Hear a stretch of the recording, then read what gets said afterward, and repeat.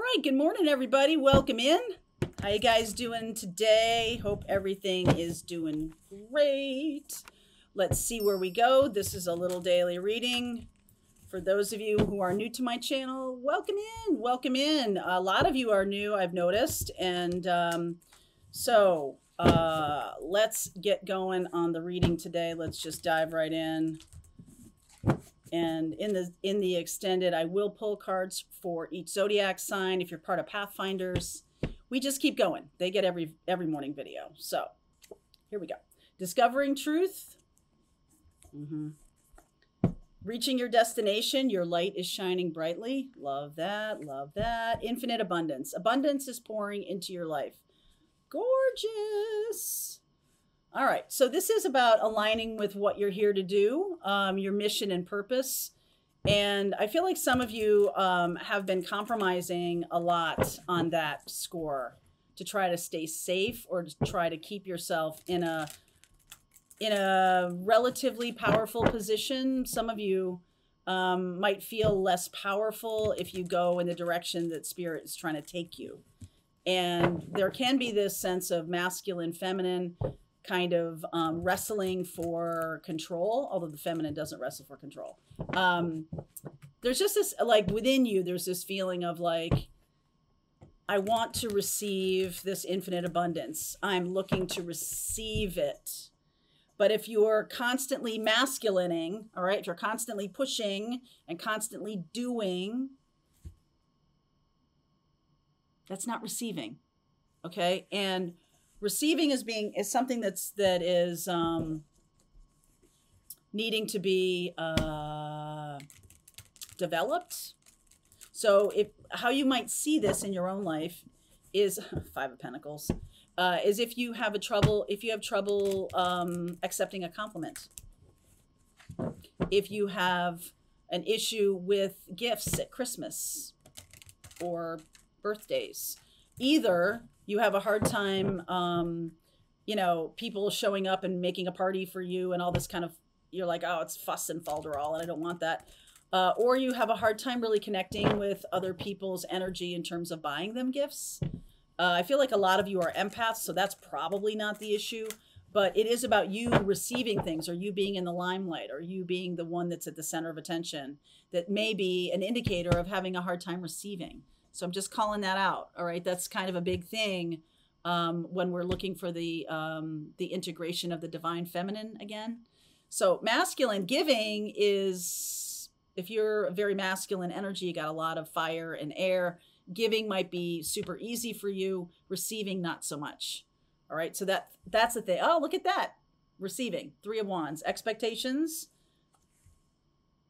We have the new moon in Libra, right there.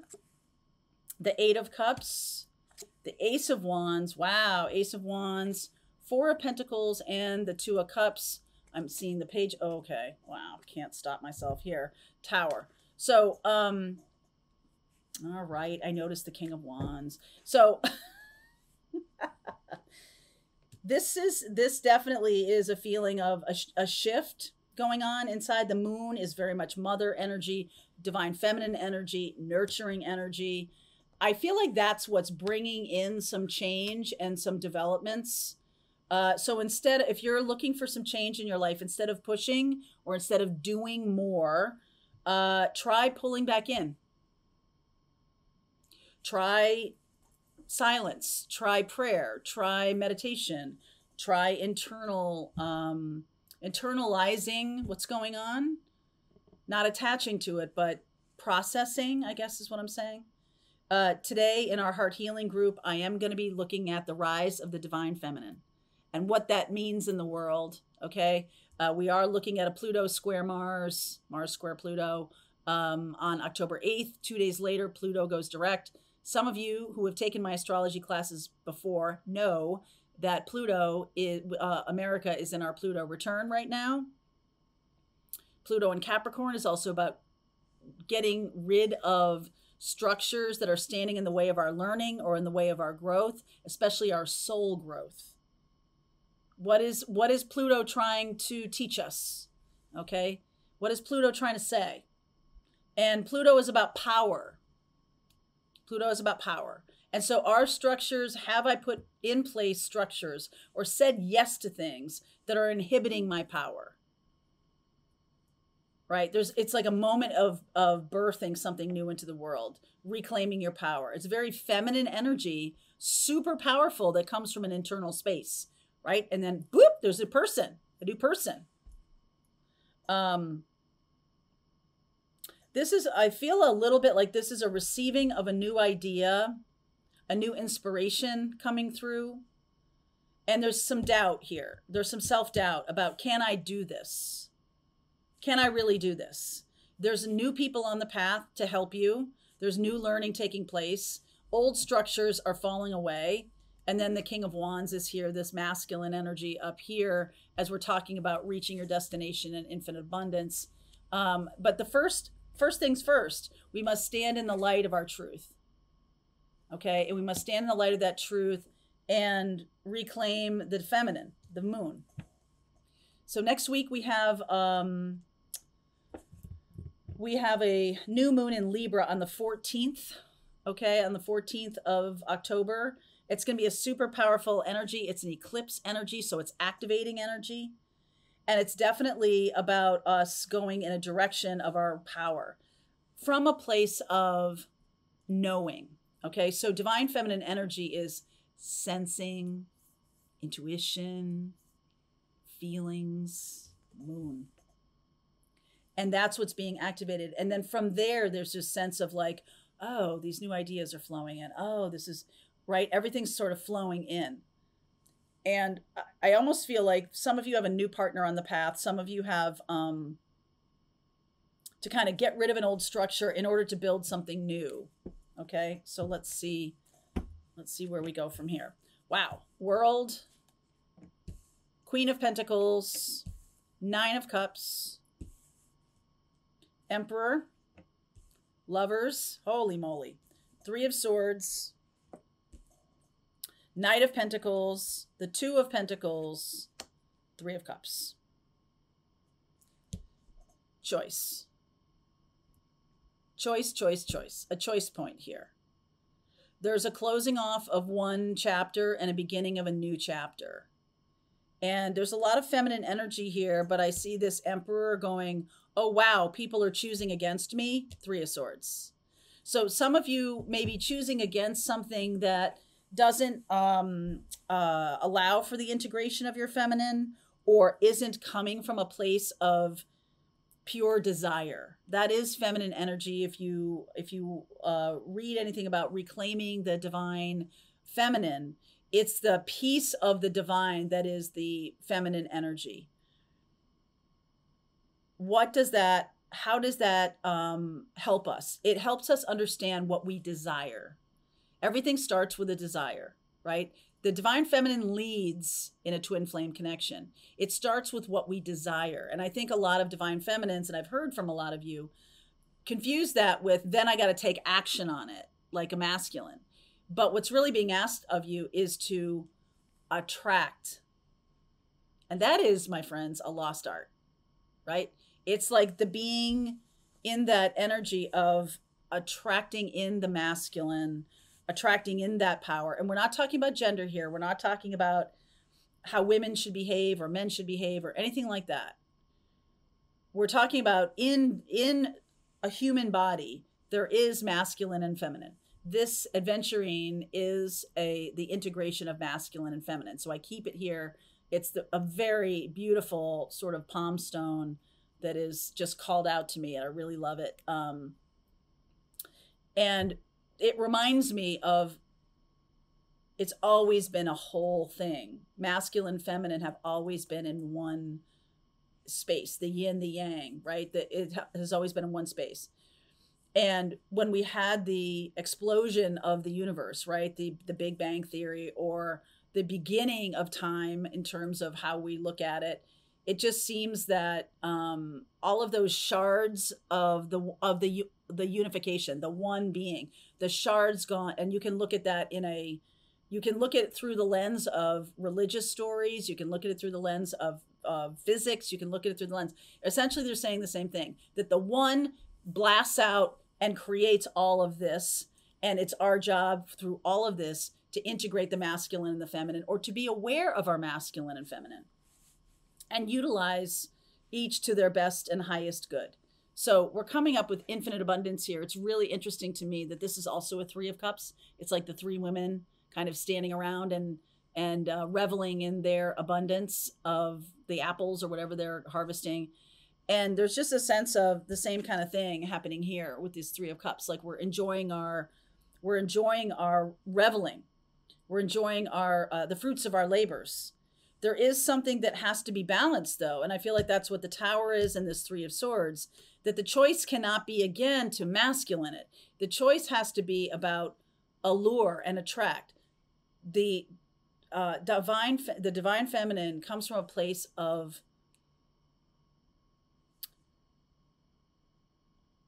passion, but desire. It's the word desire. It's the fire. It's that's what draws moths to the flame. The fire, the passion, the internal kind of combustion engine that is the divine feminine. And I almost feel like there's a sense of like anything that's out of balance with that is going to get blown up. Okay. And I don't mean that literally. I just mean like anything that's really super duper too masculine these days is going to get a reckoning of divine feminine energy, requiring silence, meditation, peace, love, nurturance. Okay. All of these things, just like this Nine of Cups that's happening here. So all this feels super duper feminine to me. So there is a real alignment here with the collective around the divine feminine. There is an alignment. You know, I talk about Mary Magdalene a lot. I talk about a lot of the divine feminine, the Sophia code, all of that. And what we're getting here is how then do we balance? How can we choose to balance? Because if you'll notice, and you go take a look, if you want to learn tarot from me, I have a tarot class and I talk about this. You'll notice that the angel looks to the feminine, right? And then the feminine is the one that attracts the masculine. The feminine is the one. And I know what you're going to say to me about Adam and the rib story and all of that kind of thing. But there is a sense of, there's a lot of older traditions to look at. So from a historical perspective, you can look at a lot of different traditions and look at the feminine tradition. Right. So anyway, this does feel to me like an old way of doing things where it's singularly a masculine directive, the feminine coming in to balance that out. Because the emperor can be kind of a crotchety bastard without his feminine. All right. And the feminine can be kind of a rudderless if we're only if we're not ever taking action out in the world, right? So there's this sense of both needing each other. But this is the origin story about coming from the place of desire is really where things start.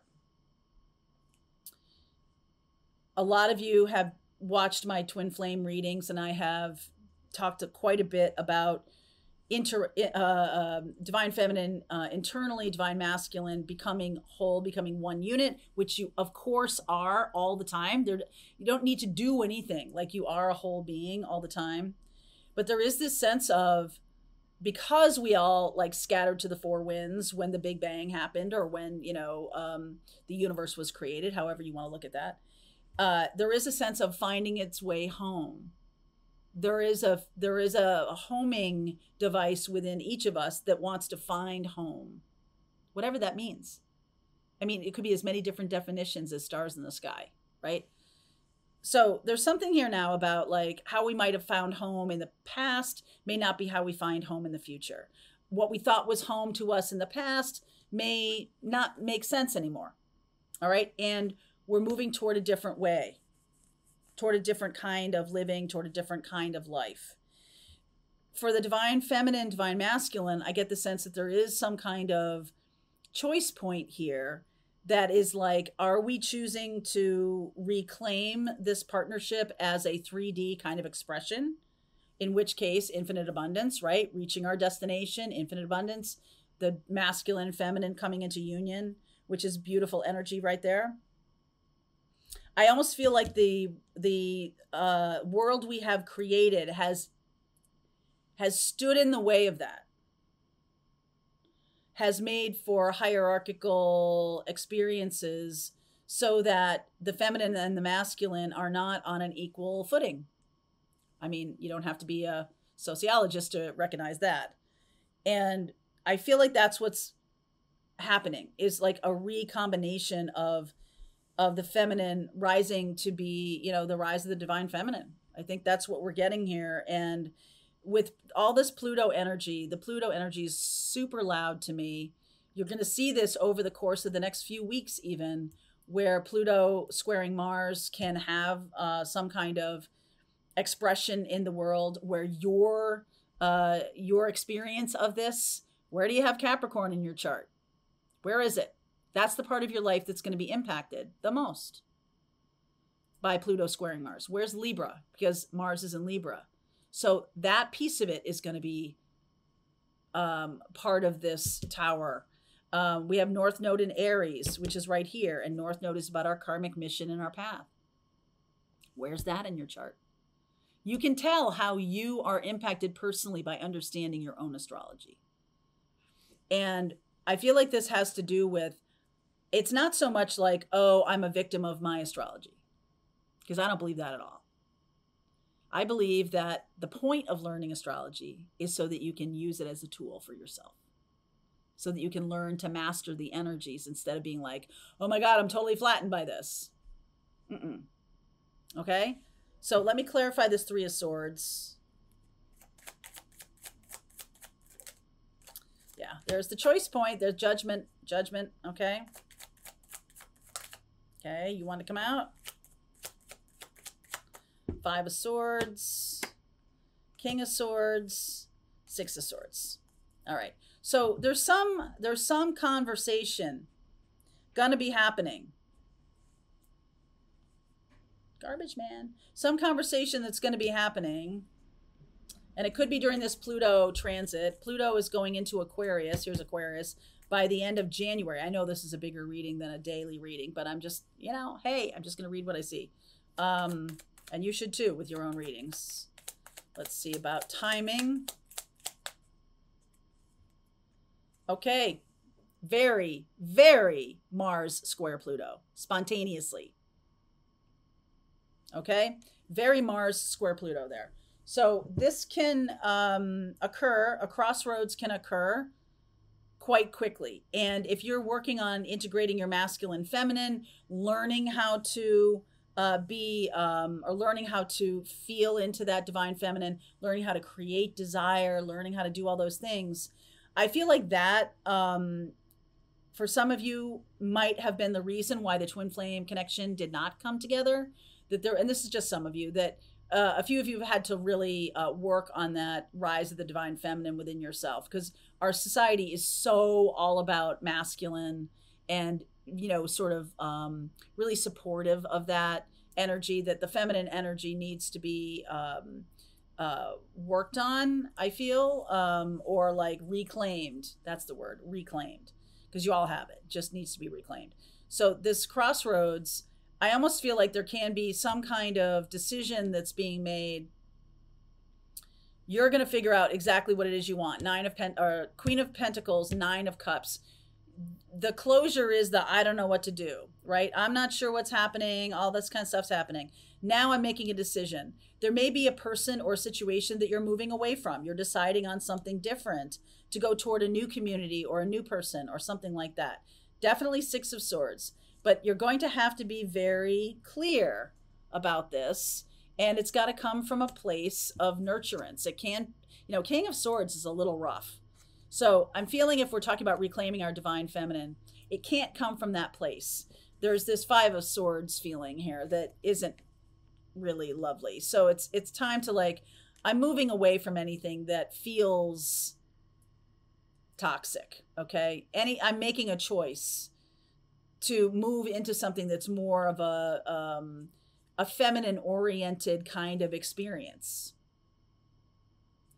And let me see about this. So the Two of Pentacles, there's a decision on the table here.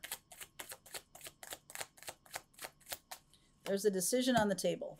Libra, there's Justice, High Priestess, Hanged Man, Queen of Swords, baby. Okay, King and Queen of Swords here. So there's going to need to be some kind of conversation.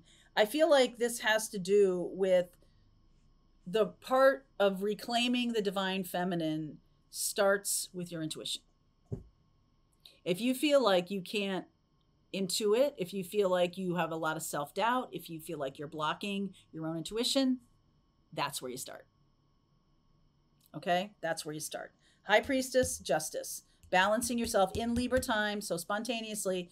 Some of you could open up to your gifts spontaneously. Some of you could have, like, all of a sudden channeling, you know, Mary Magdalene, channeling, you know, Mother Mary, Kuan Yin, whatever, channeling ascended masters, whatever you want to do, whatever comes through. And after a lot of work and effort, after a lot of masculine, right? What's being asked of you, I don't mean to make fun of that, but I'm just sort of like a lot of external push, sitting still, going inward, getting quiet. That is the path to infinite abundance. All right. So, and I think the Queen of Swords and King of Swords can see that. So let's continue on with this reading. If this is your reading, there's a link below. I will pull cards for each zodiac sign for some specific advice. And Pathfinders, we're just going to keep going. All right, I hope you enjoyed that video. If it was helpful to you, please consider liking this video and sharing it with anybody who might have a need for similar kind of information. And if you like this video, check out these videos.